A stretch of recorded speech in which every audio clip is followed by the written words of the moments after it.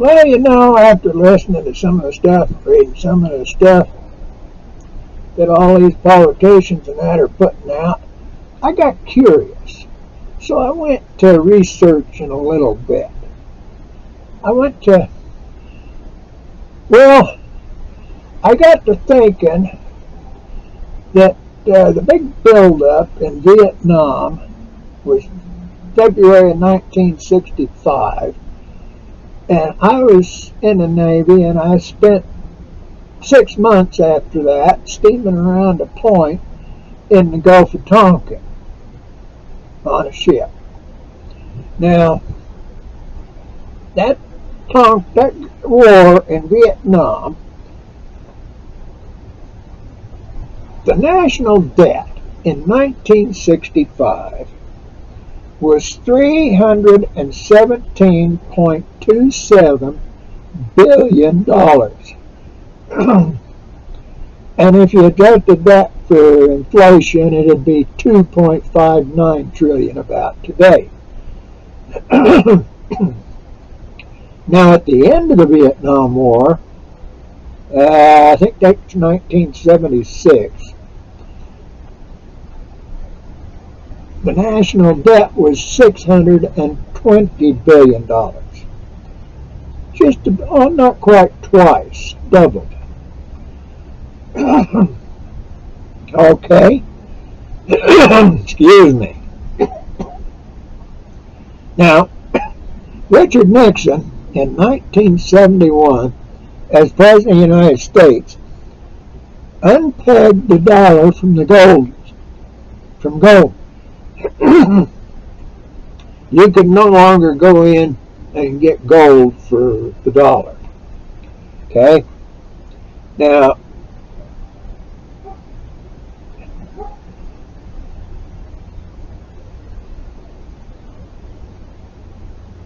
in 2021, we had a $28 trillion debt. That was more than 130% of our economy. You know, the U.S. economy was what it was. Now, before that, the national debt had been way back there when they take that from the gold. The national debt was only about half of the total U.S. economy. You know, about half as much. Okay, so in 2021, we were in debt more than what our economy was. That's pretty good. Now, let's see. There's a couple other things I looked up. Now there's a lot of these people, you know, you sit there and we look at Biden. He goes spending all this money, sending it to Ukraine, doing all these bailouts that was going on between Bush and all these fellas. Well, in 2020, the government spent $655 trillion, while they collected only $3.42 trillion in tax revenues. So see right there, they spent about twice of what they collected. Oh, that's real good business, you know that. U.S. gold reserves, if you get to checking, in 2020 were only 261 million ounces, give or take, and net market value in 2020 was a whopping $493 billion. And yet they spent $655 trillion.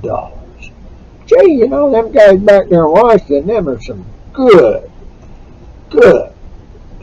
economic type fellas. Now they want to go to this gold, this central bank coin bit. Well, you know that modern, what the heck did I say that was? Modern monetary theory, MMT for short, as all the smart fellers would say. That means that if you're printing your own gold and you run out of money, you can just print more. It won't make any difference. Well, now how does that work if we're in debt to all them people, and now we got a lot of them people we're in debt with, a lot of them other people that aren't even using our money. You know, back there in that, when Nixon took us off of that gold standard, the price of gold went way up. Oh, it went up a few $100s. And inflation for the United States went wild. People don't talk about it. They talk about this inflation now. This inflation now is just mild compared to a couple of the inflations we've had, thanks to them wonderful politicians. So, you know, the government, the politicians, the lawyers, and them people in Washington, D.C. have made we the people slaves. We don't have the money to pay our bills. No wonder so many people have got credit card debt that's out of control. So many people have got houses that they're underwater in. All this kind of stuff. You know, you get to figuring it's been intentional, because they're all trying to hurt us. It seems like they're all trying to hurt us into that World Economic Forum thing. That old Schwab, or them guys over there, Bill Gates, and I guess Soros, and guy that owns Santa Fe Railroad now, Buffett, all them guys, Warren Buffett, all them guys are trying to get us, and they're trying to keep pulling us in, bringing that fence in further, fence in further, fence in further. They got all this stuff. Now, you get to thinking, you go out there and start listening to some of these highfalutin scientists, physicists, and weather people and that are saying, hey, this whole climate change, global warming scam is a scam. Building all these windmills and all these solar farms and stuff. Well, get to looking at that. Maybe, I don't know. Me, I'm just a poor man. I'm just a dummy. I don't know much of nothing. But it sure seems to me like somebody got me right by the short hairs. Yeah, I ain't hardly... See, I got a fixed income, as they call it. And I only get X amount every month. And every month, I go to the grocery store and I buy my groceries, and what I used to go buy, same items, I'd spend $25. Come out of the store with 3 or 4 bags. Now I go to the grocery store, I spend $50 at least. Come out of the store with 3 bags. Don't even buy as much, don't buy the same things, buy cheaper stuff. See? Now that gasoline I was paying when they started all this whoop-de-doo about the COVID putting us, oh, we gotta lock you down, you gotta make prisons for you to keep you safe from the germs. Well, I was buying gasoline, a couple of dollars a gallon. Now it's $4 a gallon. So I don't go hardly anywhere anymore. Now just think about it. Think about how the rent on an apartment has gone in the last, say, 6, 7 years. It has gone crazy.